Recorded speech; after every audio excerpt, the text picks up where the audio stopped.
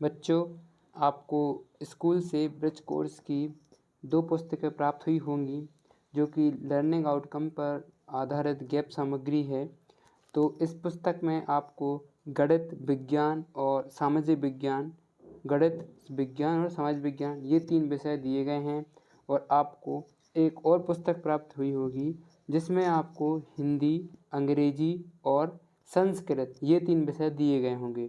तो इन पुस्तकों में आपको प्रत्येक विषय की कुछ वर्कशीट और कुछ अध्यायों का आपको हल लिखना है, जो कि मैं आपको इस वीडियो में बताऊंगा।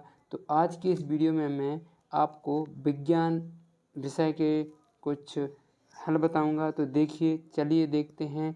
मैं आपको आज अध्याय 6 किस अध्याय 6 भौतिक एवं रासायनिक परिवर्तन, जो कि अपना अध्याय 6 है, इसका आपको मैं आज उत्तर लिखवाऊंगा तो आप और समझाऊंगा भी, तो आप अच्छे से समझ लीजिएगा।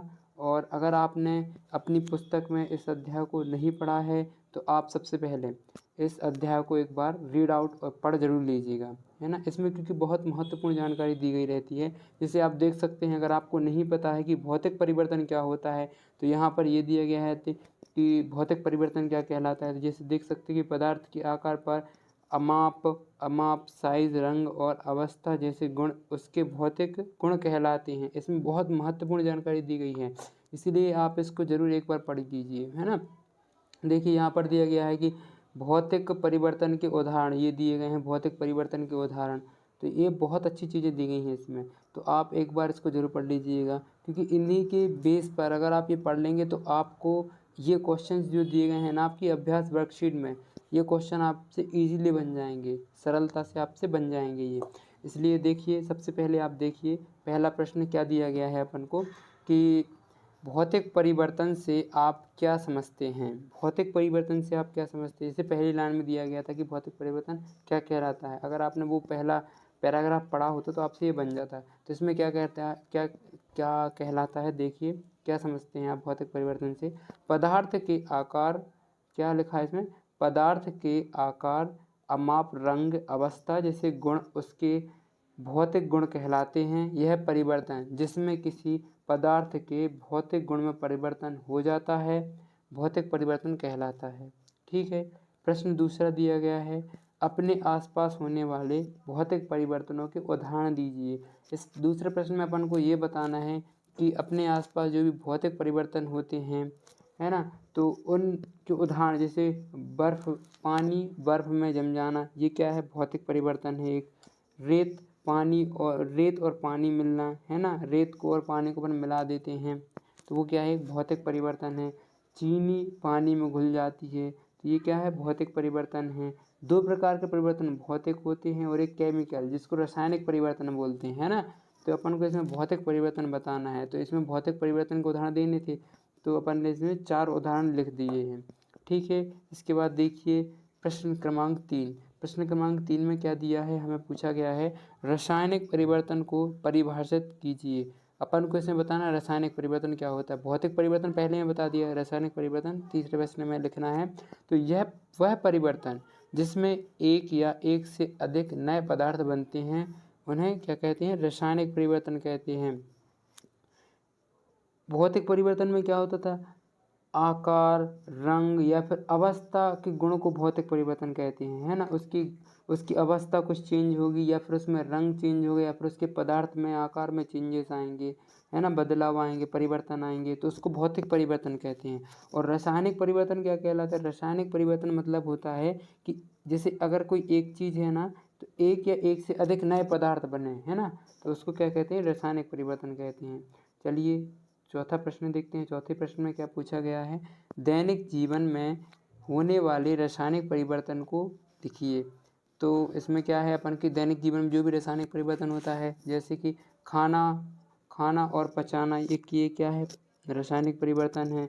दूध दही में परिवर्तित होना, ये बहुत ज़्यादा परीक्षा में पूछा जाता है। दूध दही में परिवर्तित होना किस परिवर्तन का है, भौतिक परिवर्तन है कि रासायनिक परिवर्तन है, तो ये क्या है, रासायनिक परिवर्तन है।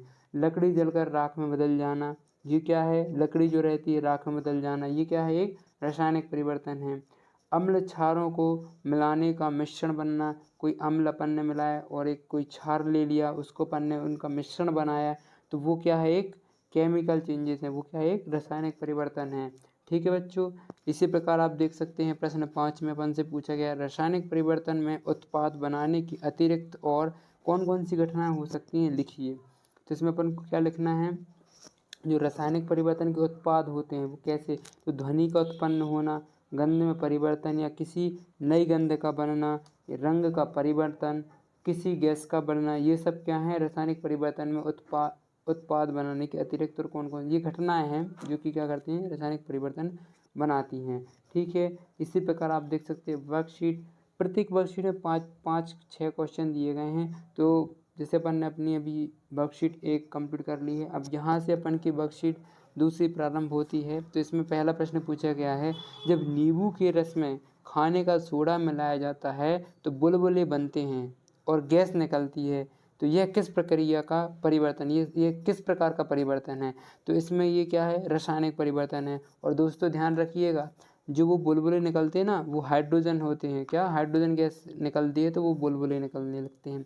आप देखिएगा उसमें आपको पुस्तक में, आपकी जो पुस्तक है उसमें इसका क्रियाकलाप भी दिया गया है, तो आप उसको भी एक बार पढ़ लीजिएगा, जब एग्ज़ाम देने जाएंगे तो उसको एक बार पढ़ के जाइएगा।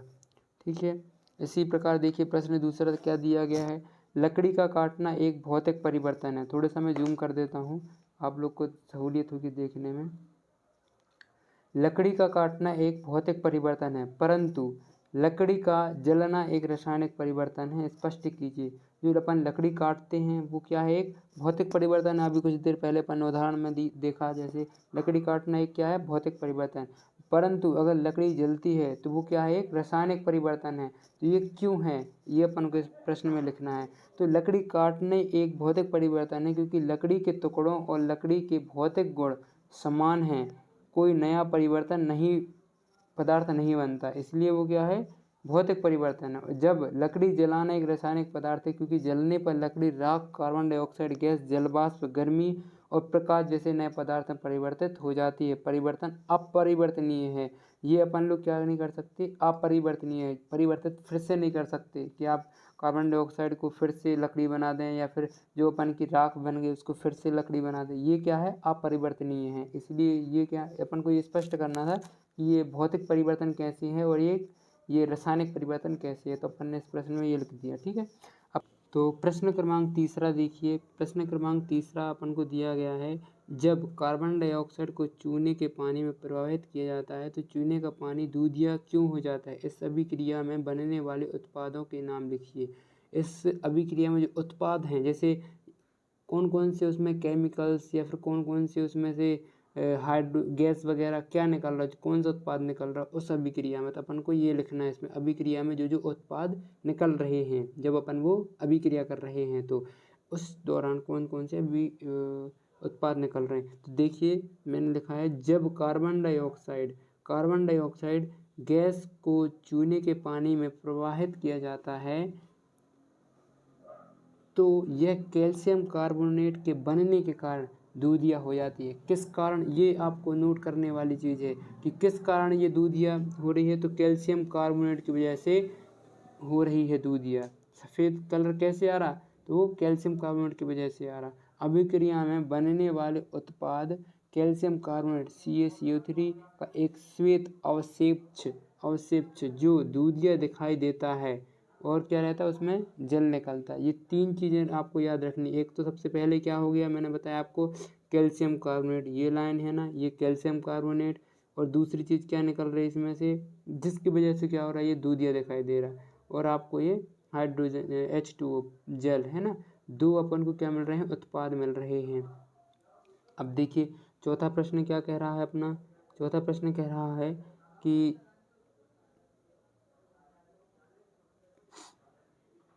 लोहे में जंग लगने की प्रक्रिया को रासायनिक समीकरण द्वारा समझाइए। Fe,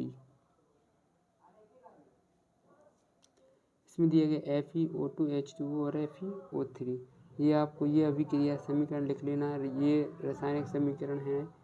ठीक है, लोहे को जंग से बचाने के लिए कौन कौन से उपाय करेंगे। 5वां प्रश्न दिया गया है, लोहे को अगर जंग से बचाना है तो कौन कौन से उपाय करेंगे। तो पेंट करके, अगर अपन लोग पेंट कर दें, कोई भी लोहे की छड़ी है या फिर कुछ भी है तो उसमें अपन लोग पेंट कर देते हैं, आपने देखा होगा, तो वो जंग से बच जाता है। तेल या ग्रीस का इस्तेमाल कर देते हैं, है ना, तह पर जमा कर देते हैं, या फिर जिंक पर चढ़ा देते हैं, तो उसमें क्या नहीं लगता है, जंग नहीं लगती है। ठीक है बच्चों, इसी प्रकार देखते आगे। आपको देखो इधर पे दिया गया है प्रोजेक्ट कार्य, ये आपकी अभी अपन ने वर्कशीट कंप्लीट की, 2 वर्कशीट दी हुई थी।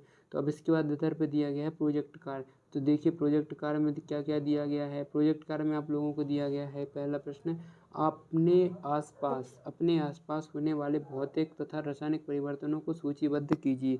सूचीबद्ध करना है इसमें कि भाई साहब भौतिक परिवर्तन क्या क्या है। तो बर्फ का पिघलना, मतलब एग्जाम्पल उदाहरण लिखने हैं आपको। रासायनिक परिवर्तन के उदाहरण लिख दीजिए 3, और ऐसे ही आप भौतिक परिवर्तन के 3 उदाहरण लिख दीजिए। ठीक है, इसके बाद आपको इसमें क्या लिखना है, दूसरे प्रश्न में लिखना है, लोहे को जंग लगने से बचाने के उपायों को सूचीबद्ध कीजिए। पेंट करके, तेल करके, अपन ने अभी पढ़ा है ना, ये लिख देने आपको। भौतिक और रसायनिक प्रदर्शन वाले चित्रों को भौतिक तथा रासायनिक परिवर्तन में विभाजित कर स्क्रैप बुक्स में चिपकाइए। जो आपकी ये बुक है ना, इसमें आपको भौतिक और रासायनिक परिवर्तन जो भी आपकी पुस्तक में दिए गए हैं वहाँ से देखकर आप यहाँ उन चित्रों को दर्शा सकते हैं, बना सकते हैं। अब यहाँ इधर मेरे को इतना स्थान नहीं दिया गया था तो मैंने नहीं बनाया, आप बना दीजिए अगर आपको लग रहा है तो।